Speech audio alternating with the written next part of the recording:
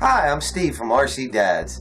This episode we're going to be talking about all of the parts that you're going to need to get started to get a plane flying. First thing I have in my hand is a servo. I've been talking about servos. Well, this is a servo. And the way a servo works is it's connected to rods, that's connected to a receiver inside, that's connected to the ESC and the battery. These servos are what makes the tail turn, elevator go up and down. So this little guy right here is very important to have. I buy a bunch of them. They're usually about $3 a piece on the internet. I've been talking on other videos about the pod. And this is what I want to show you, how the pod works. There's a pin that holds the back side of the pod in. You pop it out. Now we've basically got the whole guts all in one shot. We've got them. Take this out here. There we go. Now you've got a plane that you can put on the shelf. The pod is totally separate. I could put it into each one of these planes. This one now can pop into this plane. So what you're doing is saving yourself the money of buying new motors, buying new insides. So the motor I have in this plane is the 2208. This is a 1450 kV. Okay, 2208, as I've said in the other videos, is a smaller motor, and it's a brushless motor, by the way. There's a big difference between brushless and regular. Brushless runs on a different, it's not DC, it's AC within the battery and everything, and I will go into that later on how that works.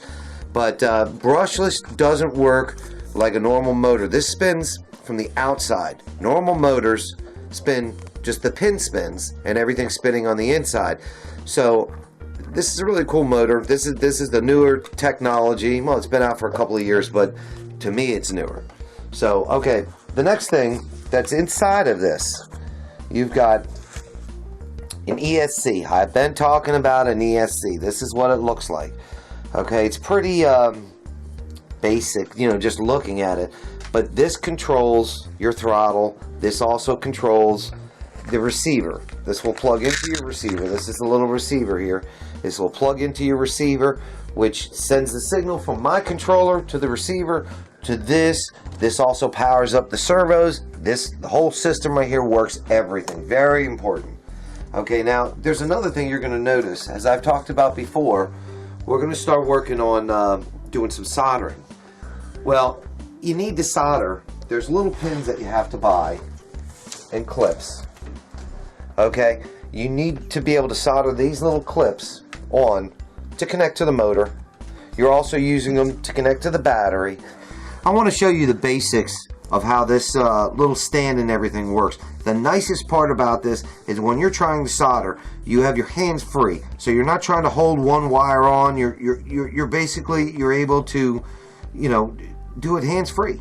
What you want to do is make sure that the battery that you get, the connector, all of your planes that you have that same connector. Now this is a standard connector that I get on my batteries. So I've had two batteries, they both had this kind of connector. So I've gone off and I've bought myself a whole bunch of these connectors and put it on all the planes, put it on all the ESCs, everything, so that everything works in this way. Alright, now we've gotten through that part. Hope you kind of sort of understand that whole segment. Okay, of course we've got propellers. Propeller, for a smaller motor, you don't want to stick a big propeller on like this. This will heat this motor up. And as you're getting involved in this, you'll know the difference, because you'll say, oh, I'll just stick a bigger propeller on there. When you're done flying, this will be hot. This battery will get hot. You don't want them to get hot because they'll burn out. Alright, the battery, as I've said before, I've talked in the other video about the battery that I'm using. This is a 3-cell LiPo battery. It's an 11.1 1350. I went to a hobby store and I talked to a guy and said, I don't know anything about this stuff, so can you please help me out? He said, okay, to start, get this battery. This battery will work pretty much for all the medium-sized planes great battery. And the guy was right. I'm going to tell you, this should be your starter battery. It's not too heavy. It's perfect for the medium-sized planes. It's very important to have a charger. Now, I'm a cheap person, so I won't spend a whole lot of money on a charger. This charger here right now is between $8 and $10. A lot of people will say, don't buy this charger because you're gonna probably, it doesn't do what it's supposed to do. I've had no problem with this charger. As long as you're paying attention to don't undercharge these batteries. You've got to keep an eye on what you're doing when you're charging.